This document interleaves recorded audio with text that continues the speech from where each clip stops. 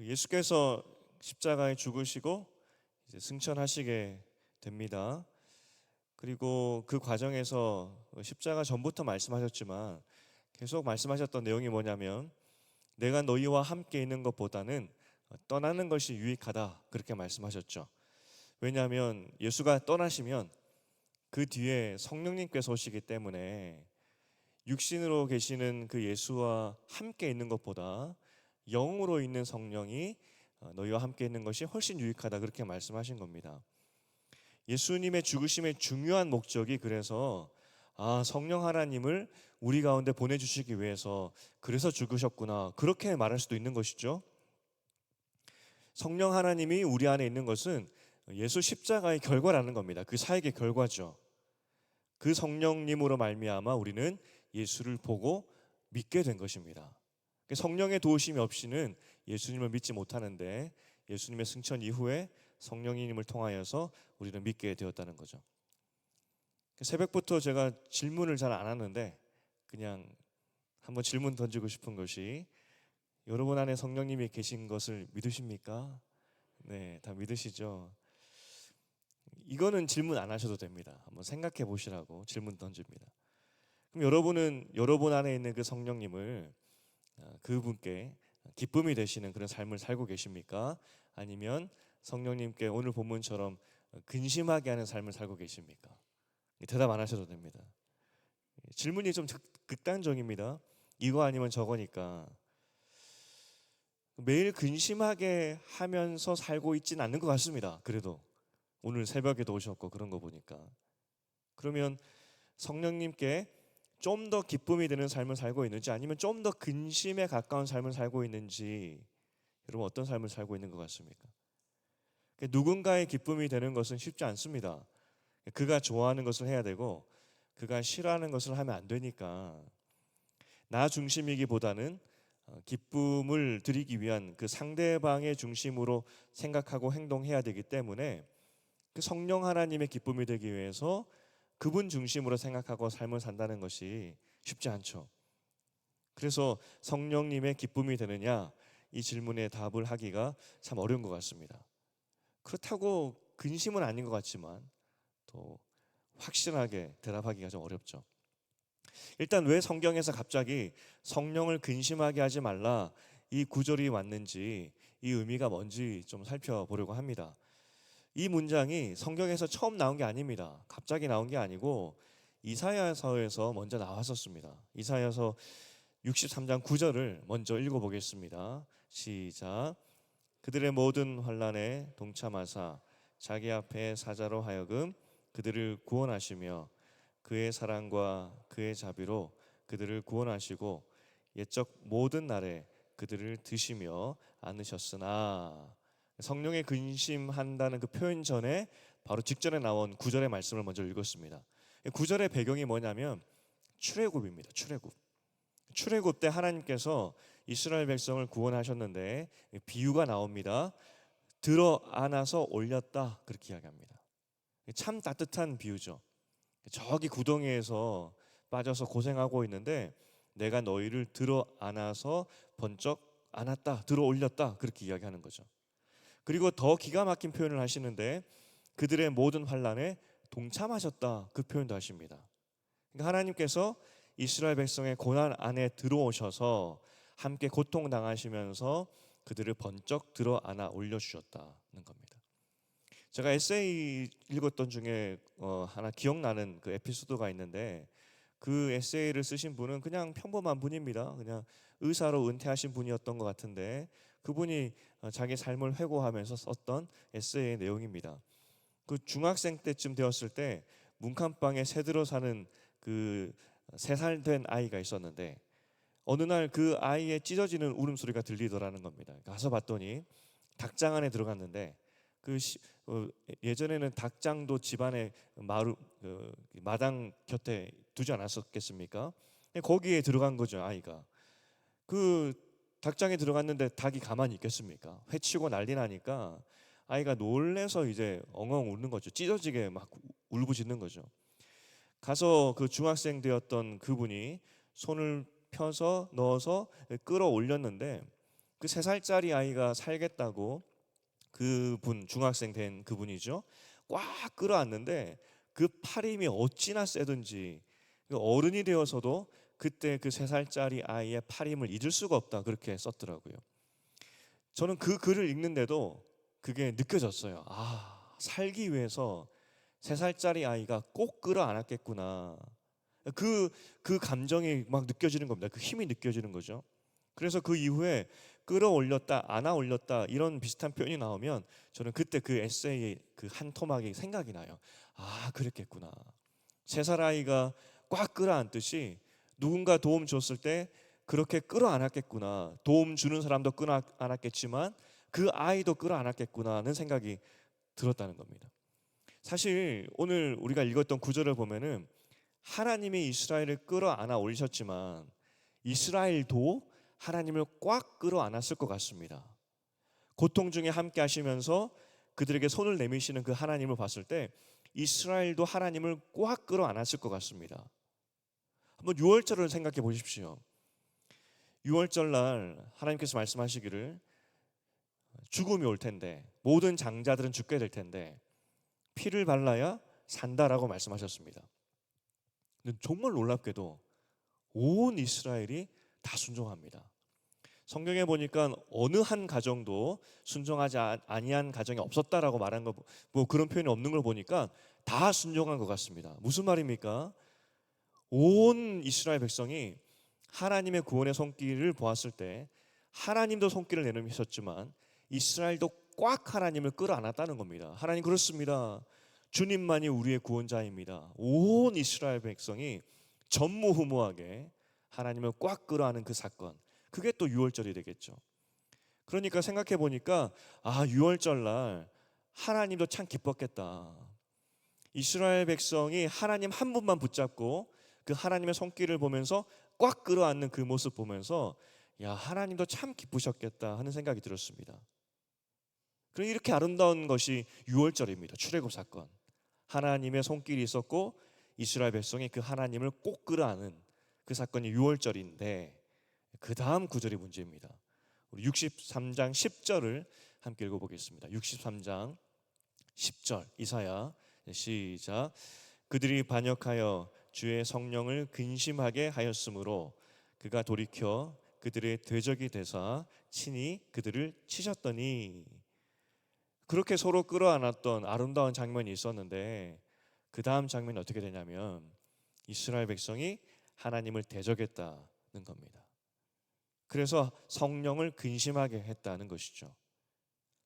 이스라엘이 얼마나 많이 이후에 반역을 했냐면 민수기 14장 22절을 함께 읽어보겠습니다. 민수기 14장 22절입니다. 민수기 14장 시작. 내 영광과 애국과 광야에서 내가 행한 이적을 보고서도 이같이 10번이나 나를 시험하고 내 목소리를 청종하지 아니한 그 사람들은. 민수기에서 뭐라고 말하고 있냐면 10번이나 그들은 나를 반역했다 이야기하죠. 하나님을 시험하고 목소리를 듣지 않았다는 겁니다. 한두 번은 참을 수 있지만 여러분 3-4번 넘어가면 어떻게 되겠습니까? 쉽지 않죠. 근데 오늘 성경에 보면 10번이라고 하셨지만 아마도 기록하지 않은 것까지 합치면 훨씬 많았을 겁니다. 표현이겠죠. 그만큼 많았다는 겁니다. 하나님은 그런 반역을 다 보셨다는 거죠. 이사야에서 말하는 이 성령의 근심하게 하시는 그 행동들, 이게 어떤 의미냐면 하나님이 끌어안아 올리시는 그 은혜를 경험하고도 그 은혜를 잊어버리고 하나님을 거역하고 대적하고 손가락질했다, 그 의미가 되는 겁니다. 일단 여러분 여기 의미를 보니까 좀 안심이 되십니까? 여러분은 손가락질을 하진 않지 않습니까? 기도 조금 덜하고 신앙생활이 때론 나태해지기도 하고 성경 덜 읽는 일들은 있지만 그렇다고 오늘 이스라엘 백성처럼 하나님을 대적하고 손가락질을 하지 않으니 좀 낫나 하는 생각이 들기도 합니다. 그러면 다음 질문으로 성령을 우리가 이스라엘 백성처럼 근심하게 하게 하는 삶을 살고 있지는 않은데 그럼 반대로 그렇다면 여러분은 성령의 기쁨이 되는 삶을 살고 있습니까? 성령 안에서 함께 기뻐하며 살고 계십니까? 성령 안에 내가 있다고 하는데 그러면 좀 쉬운 질문으로 여러분 안에 성령님은 어떤 일을 하고 계신 것 같습니까? 여러분 안에 성령님은 여러분과 동행하면서 어떤 사역을 감당하고 있다 생각하십니까? 성경은 성령의 사역이 다양하게 있지만 그 중에서도 중요한 것을 하나 꼽으라면 우리의 삶을 천국으로 바꿔주는 그 사역을 성령의 중요한 사역이라고 말하고 있습니다. 예수가 떠난 이유가 뭐겠습니까? 성령이 오셔서 우리 삶을 천국의 기쁨으로 바꿔주시기 때문에 예수님께서 가신 거 아니겠습니까? 천국의 기쁨이 굉장히 중요하다는 겁니다. 로마서 14장 17절을 함께 읽어보겠습니다. 로마서 시작. 하나님의 나라는 먹는 것과 마시는 것이 아니요 오직 성령 안에 있는 의와 평강과 희락이라. 하나님 나라는 눈에 보이는 것이 아니다, 이렇게 정의를 합니다. 그런데 성령을 통해서 그래서 의가 뭐냐면 하나님과 바른 관계가 된다는 겁니다. 하나님과의 바른 관계가 되고 그래서 하늘의 평강과 희락이 있는 삶을 만드는 것, 그 사역을 하는 것이 성령이라는 것이죠. 성령과 함께 기뻐하는 삶, 성령이 기쁘게 하는 삶을 정의한다 그러면 하나님과 바른 영적 관계 가운데 천국의 기쁨으로 사느냐, 이게 성령의 기쁨이 되고 있느냐, 성령과 함께 동행하고 있느냐 질문이 될 수 있다는 겁니다. 예수께서는 천국에 대해서 말씀하시면서 누룩 비유를 한번 드신 적이 있습니다. 마치 천국은 누룩이다 이렇게 이야기하죠. 빵을 만들 때 넣는 누룩을 말합니다. 거기서 예수님께서 친절하게 그 양도 말씀하셨습니다. 서말이라고 했는데 우리로 치면은 40리터, 많은 양이죠. 한 40리터라고 하면 한 100명 정도가 먹을 수 있는 빵을 만들 수가 있다고 합니다. 그런데 원어에 보면은 이때 한 여인이 마치 몰래 넣듯이 그렇게 누룩을 거기에 넣습니다. 몰래 넣다는 그 표현은 무심코 혹은 너무나 당연하듯이 평소대로 거기에 누룩을 넣은 겁니다. 근데 이 누룩을 넣으니까 40리터 되었던 이 밀가루 양이 폭발적으로 불어나서 큰 잔치에 오는 모든 사람들이 먹을 만큼 그 양이 늘어났다, 그렇게 이야기를 합니다. 한번 상상해 보십시오. 밀가루 반죽이 막 폭발적으로 부풀러 올라와서 그것으로 모든 사람들을 위해서 빵을 만들고도 남을 만큼 그렇게 막 늘어났다, 한번 생각해 보십시오. 얼마나 기쁘겠습니까? 천국을 이야기할 때 예수는 기쁘고 즐거움이다 이야기하는 겁니다. 넉넉함과 부족함 없는 그 행복감에 대해서 예수는 정확하게 정의하고 있다는 겁니다. 그리고 이 사역을 위해서, 이런 삶을 만들기 위해서 성령이 오셨다 이야기하는 것이죠. 내 삶의 기쁨과 즐거움을 만드시는 분이 성령 하나님, 내가 상상하지 못했던 그 양으로, 크기로 기쁨을 주시는 분이 성령 하나님이라고 이야기를 하고 있습니다. 그래서 이렇게 이야기할 수 있습니다. 성령의 기쁨이 되는 삶을 살고 있는지, 근심이 아니라 성령님께 기쁨을 드리고 있는 삶을 살고 있는지, 이 질문을 내 삶에 하나님의 기쁨으로 인해서 즐거워하고 있느냐, 이렇게 질문을 바꾸면 된다는 겁니다. 하나님 때문에 기쁨이 있다면 성령이 기뻐하시는 삶을 살고 있는 것이고, 하나님으로 인해서 기쁨이 없다면 성령이 근심하는 삶을 살고 있다, 이렇게 말할 수 있는 것이죠. 저는 기뻐 보이십니까, 여러분? 제가 기뻐 보이십니까? 저는 기본적으로 기쁨을 잘 표현하진 않습니다. 그런데 기쁨이 없는 것은 아닙니다. 저는 기쁩니다. 어떻게 하느냐? 걱정이 없기 때문에. 아무런 걱정 없이 살고 있습니다. 아내에게도 항상 걱정하지 마, 하나님 하실 것이기 때문에 뭘 걱정하느냐, 그거죠. 저는 부끄럽지만 그래서 성령 안에서 성령이 주시는 기쁨으로 산다고 저는 할 수 있다, 그렇게 말할 수 있을 것 같아요. 여러분은 성령님과 함께 기쁨의 삶을 살고 계십니까? 이사야 말씀을 우리가 읽었던 그 말씀을 다시 읽어보고 싶은데 63장 10절입니다. 우리 함께 읽어보겠습니다. 시작. 그들이 반역하여 주의 성령을 근심하게 하였으므로 그가 돌이켜 그들의 대적이 되사 친히 그들을 치셨더니. 이 정말 무서운 말씀입니다. 구약에서는 출애굽한 백성들이 성령을 근심하게 했을 때 성령 하나님과 더불어 천국의 삶을 살았어야 되는데, 가나안 가서 천국의 기쁨을 살았었어야 되는데, 그 천국의 기쁨을 살지 못하고 나에게 왜 이런 고통 주십니까? 나에게 왜 이런 어려움 주십니까? 그 원망을 쏟아내기 시작했을 때 하나님이 어떻게 변하셨느냐? 그들의 적이 되셨다 이야기합니다. 이스라엘 백성을 치셨다 이야기하죠. 그게 구약의 역사 아니겠습니까? 그래서 결국 망한 거 아니겠습니까? 그런데 구약의 백성과 우리의 결말은 다릅니다. 에베소서 4장 30절을 우리가 읽었던 본문 함께 읽어보겠습니다. 시작. 하나님의 성령을 근심하게 하지 말라. 그 안에서 너희가 구원의 날까지 인치심을 받았느니라. 이게 얼마나 큰 다행인지. 근심하게 하지 말라 말씀하시고 구약의 이스라엘 백성들에게 주셨던 그 말씀을 똑같이 주셨는데 그 뒤 결과가 다릅니다. 우리는 성령 안에서 구원의 날까지 인치심을 받았기 때문이다 이야기하죠. 이스라엘 백성들은 하나님을 대적하면 당장에 하나님께서 이스라엘의 적이 되어서 그들을 치셨지만 우리에게는 그러지 않는다고 말씀하시는 겁니다. 오히려 구원의 날까지, 그러니까 천국 가는 날까지 우리가 때로는 성령을 근심하게 할 수는 있겠지만 그럼에도 불구하고 성령이 말할 수 없는 탄식으로 우리 삶을 이끄실 것이라는 그 의미가 되는 겁니다. 성령이 말할 수 없는 탄식으로 우리 삶에 하나님의 천국의 삶이 일어날 수 있도록, 폭발적으로 하나님의 기쁨이 일어날 수 있도록 그렇게 근심하시며 기도하시는 분이 성령님인데 어떻게 성령을 근심케 하는 삶을 계속하여서 살 수가 있겠느냐, 이것을 바울이 이야기하고 있다는 것이죠. 그러니 기쁨이 없는 분들은 하나님께 기쁨을 구하셔야 됩니다. 제가 제일 좋아하는 좋아하는 신앙의 글귀라고 할까요? C.S. 루이스가 한 말인데, C.S. 루이스가 이런 말을 하게 됩니다. 한번 띄워주시겠습니까? 기쁨이란 하나님 나라에서 중대 사안이다. 기쁨이란 하나님 나라에서 중요한 일이라는 겁니다. 그것 때문에 성령이 오셨는데 어떻게 성령과 함께 더불어 기쁨을 누리지 못하여서 성령을 근심케 할 수 있겠느냐는 거죠. 그러니 우리는 구해야 됩니다. 이스라엘 백성들이 하나님의 손을 보았을 때 꽉 끌어안듯이 우리도 그 하나님을 꽉 끌어안아야 됩니다. 고통 가운데 있다면, 어려운 가운데 있다면, 근심과 걱정 가운데 있다면 주님, 나의 삶을 주께 드립니다.